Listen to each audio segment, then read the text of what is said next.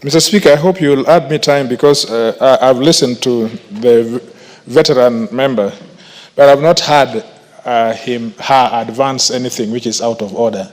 I wish members would rise to speak about things which are out of order, not debates. Because every member, this is a house for debate, and any person is able to put across his or her issues without interruption.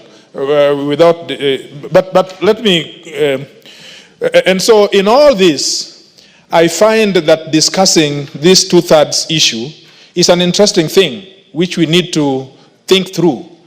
Honorable Justice Maraga Emeritus declared that that house, the other house which I served, was unconstitutional and we should have been sent home. I do not know why Honorable Justice Koome is taking too long to declare also this house, because we will never get that formula at all. Because you see, we are trying to get into a situation in which we are forcing the law to do something which is out of ordinary. We are forcing the law to create a situation in which our mothers or our fathers produce more women or more girls to be able to effect these two-thirds. It is impossible. We cannot use the Constitution or legislation for that matter to create that situation. It must be something outside, something biology, something outside the law to be able to provide. And did you remember, Mr. Speaker, come to think about it, that this issue is about two-thirds representation in Parliament. How about two-thirds representation in civil service? How about two-thirds representation in the economic sector? Why is this aberration about representation? Just the fact that, and I have a lot of respect for the distinguished members who are in this house, but they do not come here as women. They become here as national leaders. And so, in my view, the member for Tharaka, for example, is able to advance all those issues that are affecting women of Tharaka as well as the whole country. And I would suppose that member for Nyeri would espouse all those issues that are affecting the men of Nyeri, and I know that their problems are many. But I am encouraged that the member for Nyeri is really representing them because he's really feeling it. So I expect that these are not gender issues. These are able leaders who are able to bring up issues that are concerning. And so when I look at the whole debate on this NADCO, I feel that it is something which is promoted more by political expediency than the need for law. I wish that we all went home, but not to do general election, to do a referendum on this women thing. You will be surprised. You will be surprised on this women representation. The answer that Kenyans will return, the verdict that Kenyans will return. I really would wish that the chair of the committee would propose that we go on referendum on this issue and try it afresh. You may find that the constitution would be so altered in such a manner that you'll never believe. I thank you, and in one way I support it because there are all those issues which had been advanced by the proposer. But on this issue, I object. Thank you. Very well. Honorable Millie. Thank you, Mr. Speaker. Mr. Speaker, of course, I do support the report whole, and just wish to say, Mr. Speaker, I didn't want to start this way, but Honorable Kajwang has forced me to go this direction.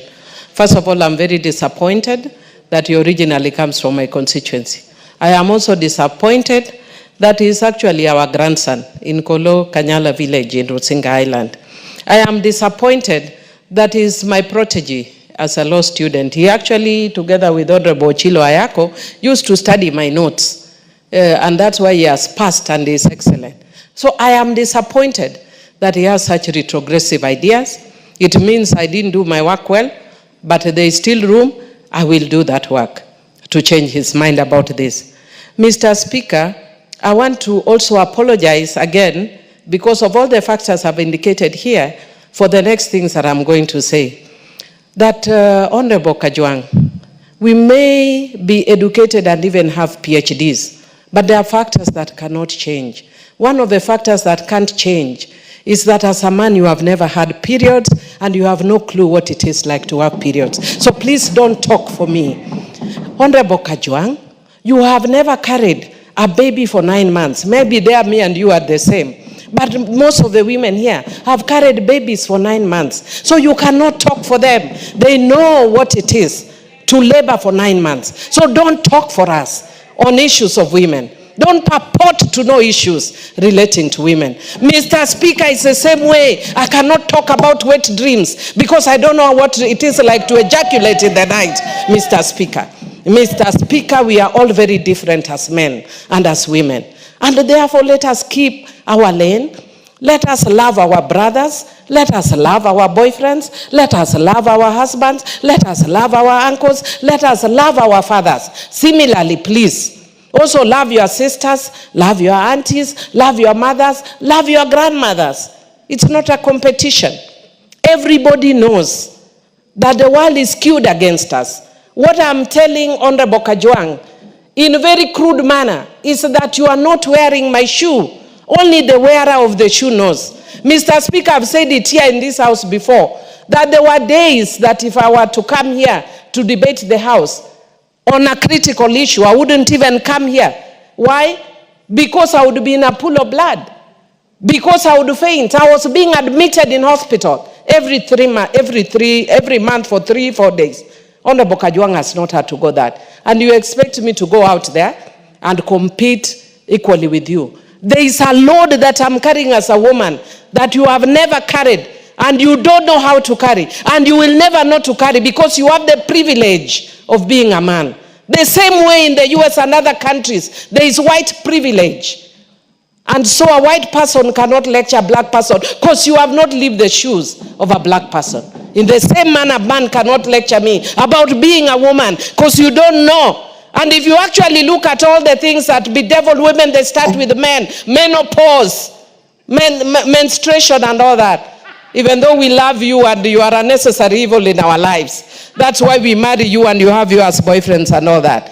But you are a necessary evil.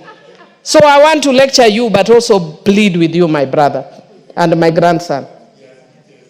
Yes, that please, don't make it look like women, that this thing of affirmative action is by elite women. We had Honorable Eshomo here, Mr. Speaker. She didn't know how to read and write when she came in here. She could only speak in Kiswahili. What is so elite about her? Is the fact that she can't read or write so elitist? She came from Samburu. That's where she grew up and she was raised. Right now, I've just come from where I've just gotten an award for working for women. And we were with the Chief Justice, Martha Koome. And I told her right there that I was not happy that she called us hot hair and all those kind of things. But I told her about it when it comes to women's issues, my tribe is woman. And I told off the people who are attacking her that what they need to look at are governance issues and not hound her out of office simply because she's a woman. Because we know some of the people hounding her out of office are themselves extremely corrupt. But they didn't raise those issues about men. It is only when you have Martha Koome or Nancy Baraza sitting in those offices. Those are the things, in those offices, those are the things that I'm telling you that I wear a special shoe that you don't understand. Try wearing this high shoe. Try having the kind of figure I have and the material I'm carrying behind my back and walk with high shoes with that material and tell me if you can manage it from there to Honorable TJ, you don't know what we go through as women. And then enters menopause, hot flashes and all that. Honorable Kajwang, you don't know half the story of being a woman. And that is why we need affirmative action. And I want to tell you that being in this house, I have seen the impact and effect of affirmative action. Mr. Speaker, Honorable Njokindu Dungu now sits in Supreme Court. Affirmative action. Cecil Mbarire is now governor. Affirmative action. Millie Odhiambo serving a 4th term. Affirmative action. Gladys Wanga, governor Homa Bay. Affirmative action. Martha Wangare is having a term as a 3rd term. Affirmative action. Lesuda also doing a 3rd term. Affirmative action.